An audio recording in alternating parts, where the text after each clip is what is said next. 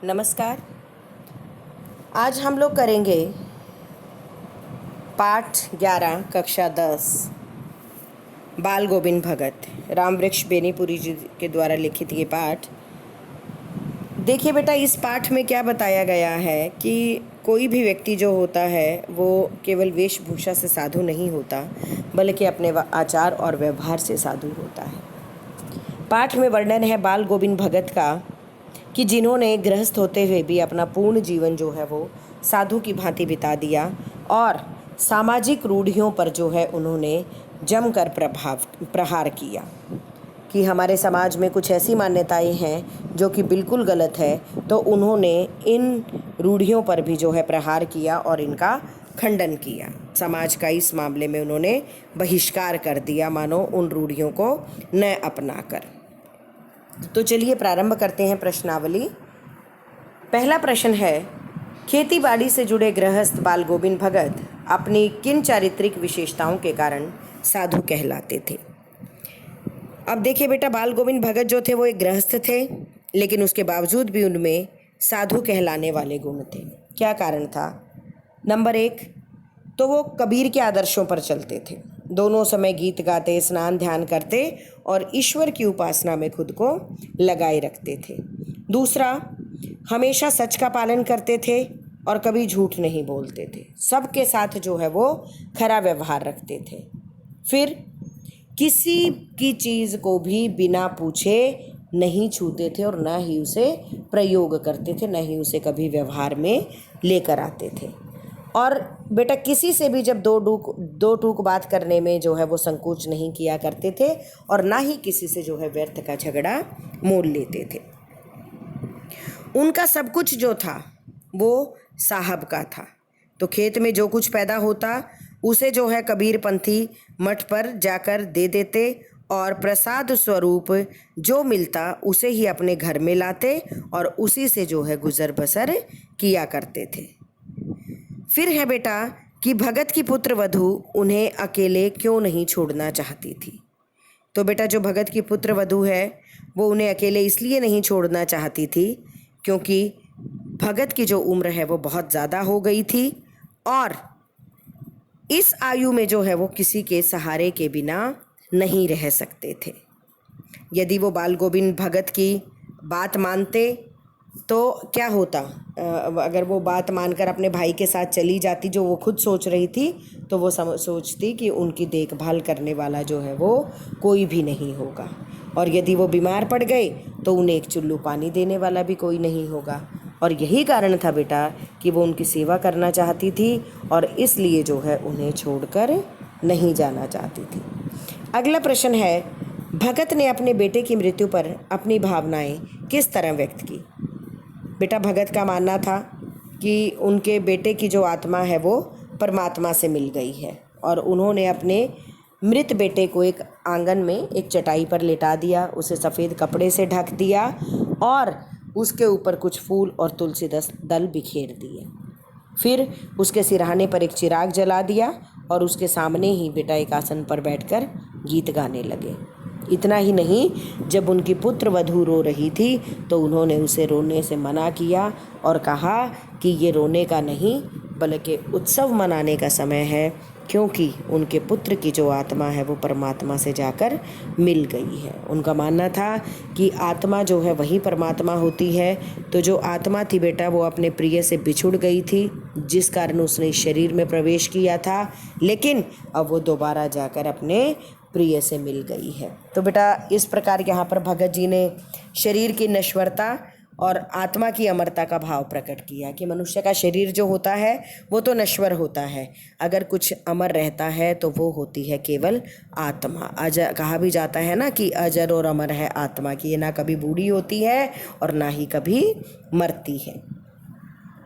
भगत के व्यक्तित्व और उनकी वेशभूषा का अपने शब्दों में वर्णन कीजिए। अब बेटा, अगर हम व्यक्तित्व की बात करें तो वो मंझले कद के व्यक्ति थे, गोरे चिट्टे थे, मतलब ना ज़्यादा लंबे थे ना ज़्यादा छोटे थे, और उनकी जो उम्र है वो भी 60 वर्ष से ज़्यादा थी। बाल जो है उनके सिर पर सफ़ेद हो चुके थे, हमेशा सच बोलते थे और किसी से भी जो है दो टूक बात करने में संकोच नहीं करते थे। कभी किसी की चीज़ को छूते नहीं थे और बिना पूछे जो है बेटा किसी भी चीज़ को व्यवहार में नहीं लाते थे।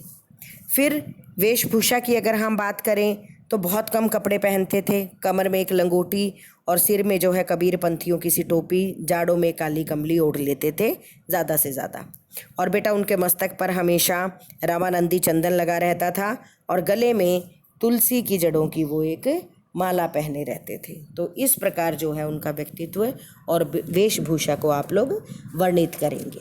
और अगर मान लीजिए खाली व्यक्तित्व आ जाता है तो भी बेटा आप लोग बाहरी और आंतरिक दोनों व्यक्तित्व का वर्णन करेंगे कि उनकी वेशभूषा भी और व्यक्तित्व भी। अगला प्रश्न है, बाल गोविंद भगत की दिनचर्या लोगों के अचरज का कारण क्यों थी?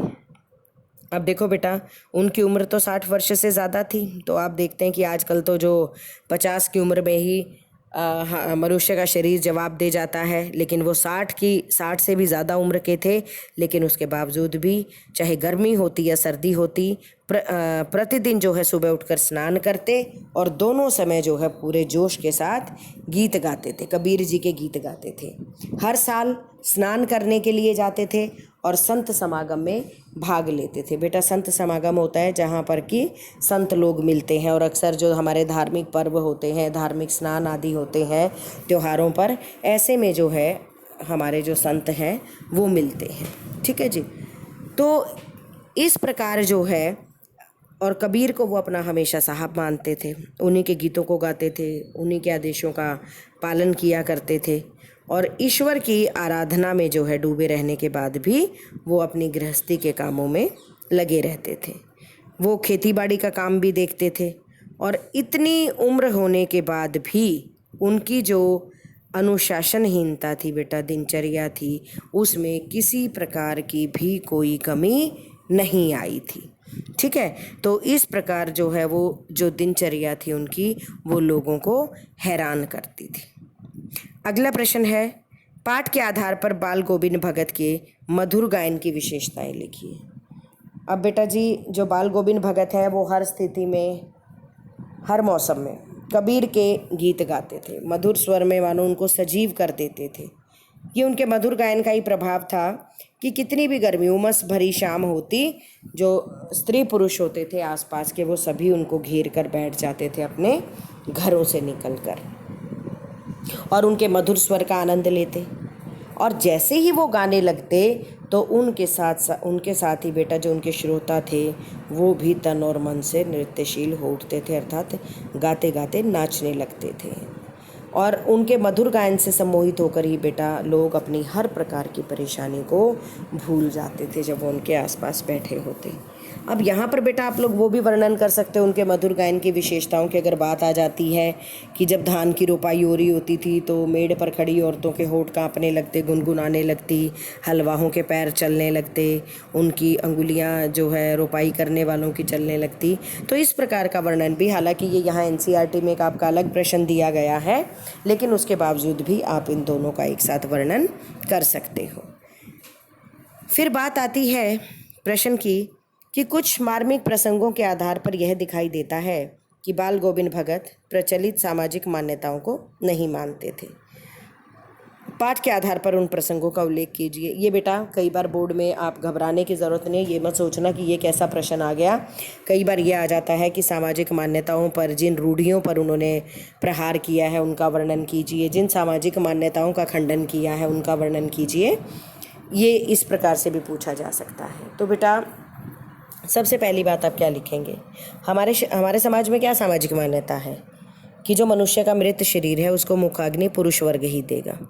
लेकिन बेटा भगत ने अपने पुत्र का जो क्रियाक्रम था वो खुद न करके अपनी पतोहू से ही करवाया था, अर्थात अपने पुत्र वधू से ही जो है उसके मुख को अग्नि दिलवाई थी। दूसरा, जब भगत के पुत्र के श्राद्ध की अवधि पूरी हो गई तो उन्होंने अपनी पतोहू के भाई को बुलाकर आदेश दिया कि इसे अपने घर ले जाओ और इसका जो है दूसरा विवाह कर देना। क्यों? क्योंकि इसकी उम्र अभी बहुत कम है और इसके सामने पूरी जिंदगी पड़ी है। जबकि हमारे समाज में क्या मान्यता है बेटा, हमारे समाज में विधवा विवाह को मान्यता नहीं दी गई है। ठीक है जी। और फिर एक तीसरी महत्वपूर्ण बात बेटा, पहले आप इन दो का ही वर्णन करेंगे, एक तो शमशान घाट वाली कि मुखाग्नि दिलवाई, और दूसरा जो है विधवा विवाह का खंडन किया और अपनी पुत्र वधू को भेज दिया। और तीसरी बात बेटा कि जब उनके इकलौते जवान बेटे की मृत्यु हुई तो उन्होंने शोक मनाने के स्थान पर कहा था कि उनके पुत्र की आत्मा जो है वो परमात्मा में जाकर लीन हो गई है, इसलिए इस बात का शोक न करके हमें उत्सव मनाना चाहिए। ठीक है जी। फिर है धान की रोपाई के समय समूचे माहौल को भगत की स्वर लहरियाँ किस तरह चमत्कृत कर देती थी, उस माहौल का शब्द चित्र प्रस्तुत कीजिए। अब बेटा जब धान की रोपाई हो रही होती थी तो उस समय जो है भगत का जो मधुर कंठ से मन को मोह लेने वाली स्वर लहरियाँ वो धीरे धीरे तेज होती जाती थी, मन को मोह लेती थी वो। और इसे सुनकर बेटा जो खेलने वाले बच्चे थे वो क्या करते थे, वो झूमने लगते थे। और मेड़ पर जो खड़ी औरतें हैं उनके होंठ कांपने लगते, वो गीत गुनगुनाने लगते, ठीक है लगती। और जो मैंने पहले भी वर्णन किया था उनके गायन की विशेषताओं में, और हल चलाने वाले जो हलवाही थे, हलवाई हल चलाने वाले किसानों को कहा जाता है, उनके पैर भी मानो ताल से उठने लगते थे। जो लोग वहाँ पर धान की रोपाई कर रहे होते थे वो भी गुनगुनाने लगते, उनकी उंगलियाँ भी मानो उनके गीत के अनुसार चलने लगती। तो बेटा कुल मिलाकर हम कह, और ये भी आप वर्णन करेंगे बेटा कि उमस भरी शाम में भी जब वो गाते थे तो उनके आसपास जो है उनके पड़ोस के स्त्री पुरुष इकट्ठे हो जाते थे और मानो अपनी सारी परेशानी भूल जाते थे। तो कुल मिलाकर हम कह सकते हैं कि बाल गोविंद भगत के जो गाने से बेटा मानो संपूर्ण सृष्टि ही मिठास में खो जाती थी, इतना मधुर वो गाते थे और इतना जोश उनके अंदर आ जाता था कि जब वो गाने लगते थे वो ढफली खंजड़ी लेकर, तो गाते गाते इतने जोश में आ जाते कि दांत किटकिटाने वाली ठंड में भी उनके माथे पर पसीने की बूंदें आ जाती। फिर बेटा रचना और अभिव्यक्ति से भी ये सारे प्रश्न महत्वपूर्ण हैं। तो सबसे पहला कि पाठ के आधार पर बताएं कि बाल गोविंद भगत की कबीर पर श्रद्धा किन किन रूपों में प्रकट हुई है। देखो बेटा सबसे पहले तो कि वो कबीर को अपना साहब मानते थे, उनके समान ही वस्त्र भी ऐसी धारण करते थे कि लंगोटी और कन वाली टोपी और जड़ों की माला और जाड़ों में काली कमली ओढ़ लेते थे। फिर बेटा वो भगत कबीर के गीत गाते थे, उन्हीं के आदेशों पर चलते थे, सत्य बोलते थे, किसी से झगड़ा नहीं करते थे, और भगत के खेतों में जो कुछ पैदा होता था वो ये मानते थे कि यह सब उनके साहब का ही है। और सामाजिक बुराइयों का भी विरोध किया। बेटा आप लोगों को पता है कि कबीर जी ने भी हमेशा ही सामाजिक रूढ़ियों का खंडन किया है। और जो कबीर थे बेटा वो गृहस्थ होकर भी सांसारिक मोहमाया से मुक्त थे, और इसी प्रकार जो है बाल गोविंद भगत ने भी गृहस्थ जीवन में बंध कर भी साधु समान जीवन व्यतीत किया था। और बेटा एक सबसे बड़ी बात यह है कि देखिए कबीर जी को भी समाज सुधारक माना जाता है, तो उसी प्रकार बाल गोविंद भगत ने भी जो है ये समाज सुधार की मुहिम अपने घर से ही प्रारंभ की थी। अगला प्रश्न है, आपकी दृष्टि में भगत के कबीर पर अगाध श्रद्धा के क्या कारण रहे होंगे। अब देखो बेटा अगर मेरी दृष्टि से बात करें, एक तो वो कबीर का आडंबरों से रहित सादा जीवन, उसी प्रकार ये भी करते थे। फिर सामाजिक कुरीतियों का अत्यंत विरोध करना, कबीर जी की ये विशेषताएं थी। ईश्वर के प्रति अनन्य प्रेम रखते थे, और भक्ति से परिपूर्ण जो है वो मधुर गीतों की रचना वो तो कबीर जी ने की हुई है। कबीर जी की आपने रचनावली, उसमें उनके दोहे वर्णित हैं। और आदर्शों को बेटा व्यवहार में उतारना, अर्थात जो आदर्श उन्होंने अपने जीवन में अपनाए हुए थे वो केवल दिखावे के लिए नहीं थे, बल्कि उन आदर्शों का वो अपने जीवन में प्रयोग भी करते थे, उन्हीं के आधार पर अपने जीवन को चला रहे थे। फिर है गांव का सामाजिक सांस्कृतिक परिवेश आषाढ़ चढ़ते ही उल्लास से क्यों भर जाता है। अब बेटा जब आषाढ़ का महीना आता है तो अगर हम सामाजिक की बात करें, बारिश शुरू हो जाती है, ठंडी हवा चलती है, चारों ओर हरियाली छाने लगती है, फसलें लहराने लगती हैं, खेतों में जो है बेटा पानी भर जाने से किसान धान की रोपाई करने लगते हैं, तो हर व्यक्ति जो है प्रसन्न हो जाता है, तो पूरे समाज में जो है प्रसन्नता की लहर दौड़ उठती है। और अगर सांस्कृतिक बात करें तो बेटा मौसम तो अच्छा होता ही है, मनुष्य पशु और पक्षी सब प्रसन्न होते हैं, लेकिन इसी बीच जो है हमारे त्यौहार भी शुरू हो जाते हैं, जिससे कि वातावरण में खुशी ही खुशी दिखाई देने लगती है। तो बेटा जितने भी हमारे पर्व और त्यौहार हैं तो ये सब तो हमारी संस्कृति के परिचायक हैं। तो इस प्रकार जो है आषाढ़ का महीना आते ही सामाजिक संस्कृति जो है परिवेश से जो है उल्लास भर जाता था। फिर है कि ऊपर की तस्वीर से यह नहीं माना जाए। किसकी तस्वीर से बेटा? जो पाठ में बताया गया है कि बाल गोविंद भगत साधु थे। क्या साधु की पहचान पहनावे के आधार पर की जानी चाहिए? आप किन आधारों पर सुनिश्चित करेंगे कि अमुक व्यक्ति साधु है? अब देखो बेटा, व्यक्ति की जो महानता होती है वो उसके आचार विचार से तय होती है। ये नहीं कि गेरुए कपड़े पहन लिए लेकिन उसके बावजूद भी व्यक्ति मोह माया और सांसारिक वासनाओं को त्याग नहीं सकता। कोई व्यक्ति साधु है या नहीं, ये इस बात से सुनिश्चित होता है कि वह व्यक्ति राष्ट्र, समाज और मनुष्यता के प्रति क्या सोच रखता है। देखिए, उसका आध्यात्मिक भी होना ज़रूरी है, सांस्कृतिक विकास में भी उसका सहयोग होना ज़रूरी है, और साथ ही साथ बेटा जब कोई भी व्यक्ति, भले ही वो गेरुए वस्त्र पहने या ना पहने, कहा ना कि आचार विचार से होता है, लेकिन अगर वो आदर्श, सही उचित आदर्शों को अपने जीवन में अपनाता है, सामाजिक कुरीतियों का विरोध करता है और सच्चे मन से ईश्वर को मानता है और नेक काम करता है, तो वास्तव में वो सच्चा साधु कहलाने के लायक होता है। तो हम कह सकते हैं कि साधु की पहचान जो है वो पहनावे के आधार पर नहीं होनी चाहिए, बल्कि आदर्शों के आधार पर होनी चाहिए, उसके गुणों के आधार पर होनी चाहिए, जिनका निर्वाह वो अपने जीवन में करता है।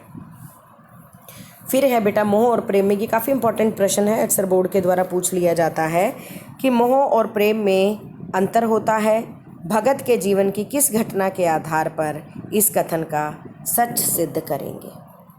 अब बेटा जो भगत थे वो सांसारिक वस्तुओं से मोह नहीं करते थे, ये तो पता है। कैसे? देखो, उन्हें जो है अपने इकलौते बेटे से प्रेम था, मोह नहीं था। कि उन्होंने उसकी देखभाल की, लेकिन और जब उसकी मृत्यु हुई तो उन्हें दुख भी हुआ, लेकिन उन्होंने इसे प्रकृति का नियम माना। उसकी मृत्यु के पश्चात उन्होंने रोना धोना ना मचाकर ये कहा, और औरों को भी रोने से मना किया, अपनी पुत्र वधू को भी रोने से मना किया, और ये कहा कि आत्मा परमात्मा से मिल गई है, ये रोने का समय नहीं बल्कि उत्सव मनाने का समय है। दूसरा बेटा हमें इस बात से पता चलता है कि जब श्राद्ध की अवधि पूरी हुई, समाप्त हुई, तो उन्होंने अपनी पतोहू को जो है दोबारा विवाह करने का आदेश दिया। उसके भाई को बुला लिया और कहा इसका विवाह कर दो।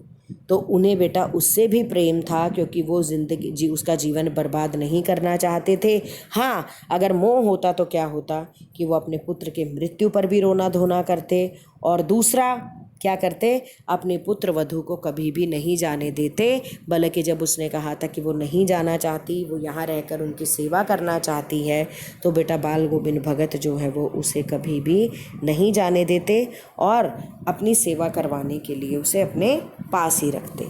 तो इस प्रकार बेटा हम कह सकते हैं कि बाल गोविंद भगत ने अपना कर्तव्य तो पूरा किया, लेकिन मोह उन्होंने किसी से भी नहीं किया। तो इस प्रकार हम कह सकते हैं कि प्रेम और मोह में जो है वो बहुत अंतर होता है।